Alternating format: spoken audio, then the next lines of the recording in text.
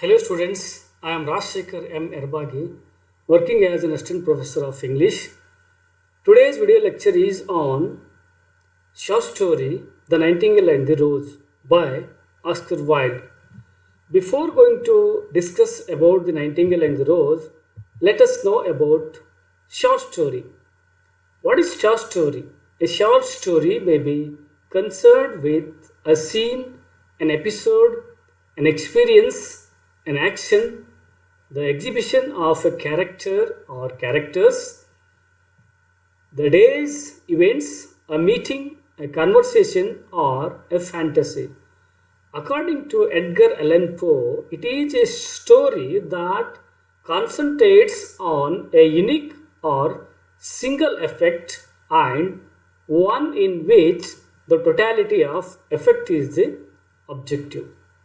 The main purpose of short story is to describe the meaningful words where the readers imagining the situation based on the preferences. The short story has firmly established itself as a favorite form in modern literature.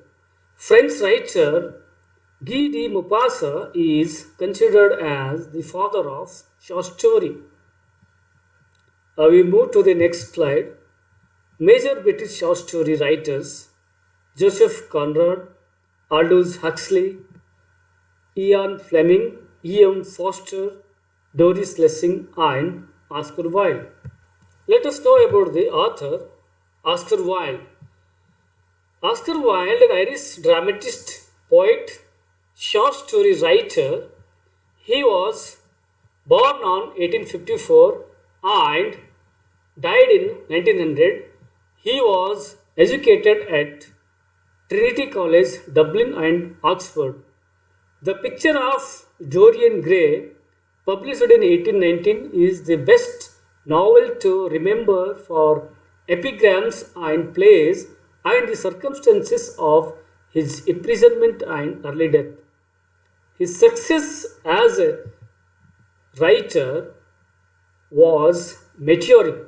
He is known for his involvement in the rising philosophy of aestheticism, while he is known for his biting wit, flamboyant dress, and glittering conventional skill.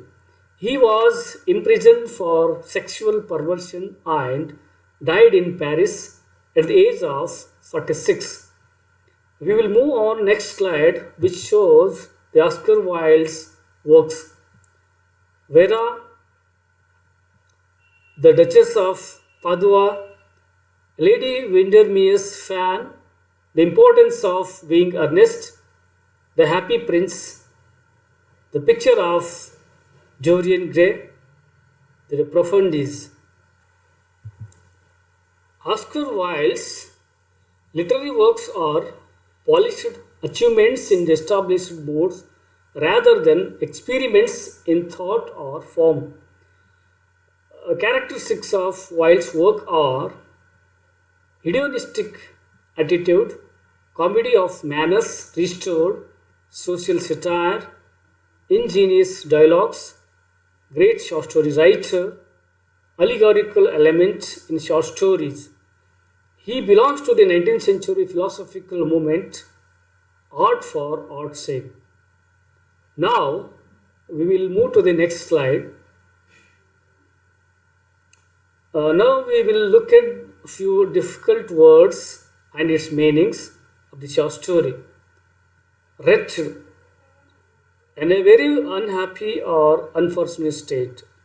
Opals, a gemstone consisting of a quartz-like form of hydrated silica, typically semi-transparent and showing many small points of shifting color against a pale or dark brown.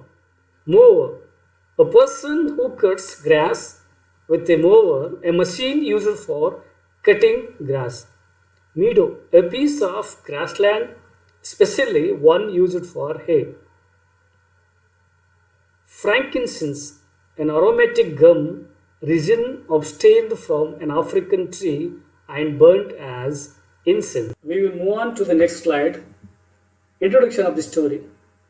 The Nightingale and the Rose is a story about the nature of love. Love is what the student claims to feel for the girl, and it is also what inspires the Nightingale to sacrifice her life to create a red rose. Nightingale thinks it will help the student to win the sweetheart's love. The fact of the matter is, neither student nor the girl appreciate the Nightingale's sacrifice. At the end of the story, Wilde suggests that true love is possible. People commonly call love is shallow and selfish. Setting of the story. The story begins in the student's garden in the morning or in daylight hours. The garden is a place of growth, life, beauty, and color, but ironically, there are no roses growing in the garden. It gives picture of declining the beauty, a place once flourishing become diminished. Being daytime gives it more of a bright, optimistic feeling. At night, the story is still in the garden, not because the nightingale to produce rose, but it is to accompany the violence of the bird's death. Next setting is the noon, when the student wakes and happy upon finding the red rose. To pursue his love, went to professor's house. She accepted the rose and promised to dance with him at the doorway. The proposal then denied, and student leaves to the final location, where he is back in his room, where the story began. Characters of the story. The main characters are the nightingale, the student, and the professor's daughter. The other secondary characters, the professor, the prince, the oak tree, the moon, the green lizard, and the butterfly. The nightingale. A nightingale is a small brown songbird. The name nightingale means night songstress. Although you can hear this bird sing during the light and daytimes, it was one believed that it was the females that sung, which led to its symbolism in literature, when in fact it is the male that sings. Student. A student is someone who is a student, is a learner who attends some type of educational institution. The student is the complete opposite of the nightingale's character and the antagonist, the professor's daughter. In the story, the professor's daughter seems to be the antagonist of this story because she is vain, mean, ungrateful, materialistic, but she is just a secondary character. She is the epitome of the opposite of love, which is not hate. The Nightingale and the Rose. We will move on to the next slides, the Nightingale and the Rose theme. The story, written by a 19th century Irish author Oscar Wilde. A nightingale is a small songbird that is often associated with love, innocence, and romance.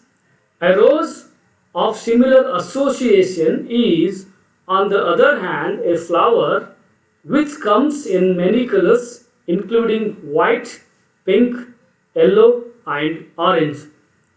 The story opens with the character of the student, perhaps a student of philosophy. This young man is in despair because there are no red roses in his garden. The little nightingale overhears the student's desperation and observes. She sees him through his sorrow and sobbing and sees beauty and what she had been searching for. She fell in love with him. Next, it is revealed why the student is in such sorrow for a flower. If he brings the red rose to the prince's ball the next night and gives it to the love of his life, she will dance with him, embrace him, and ultimately love him back. This deep emotional intensity is admirable to the Nightingale as she sympathizes with the student.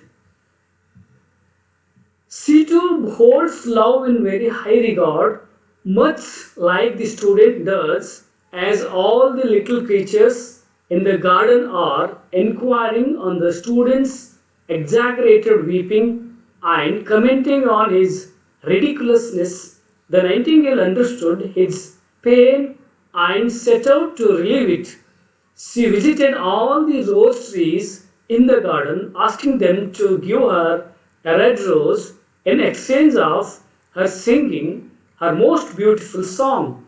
Unfortunately, none could produce a red rose but only yellow, pink, and white.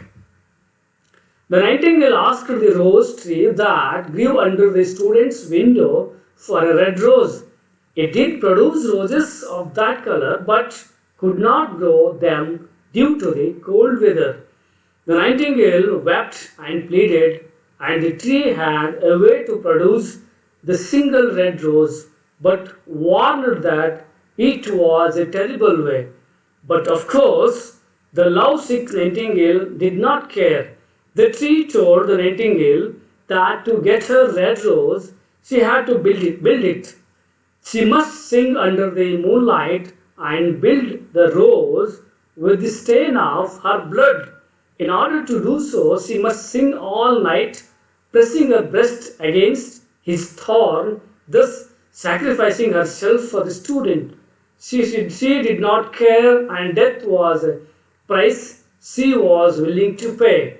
She sang the oak tree one last song while the student rose up and began to walk away, writing and thinking, soon falling asleep to the thought of his love.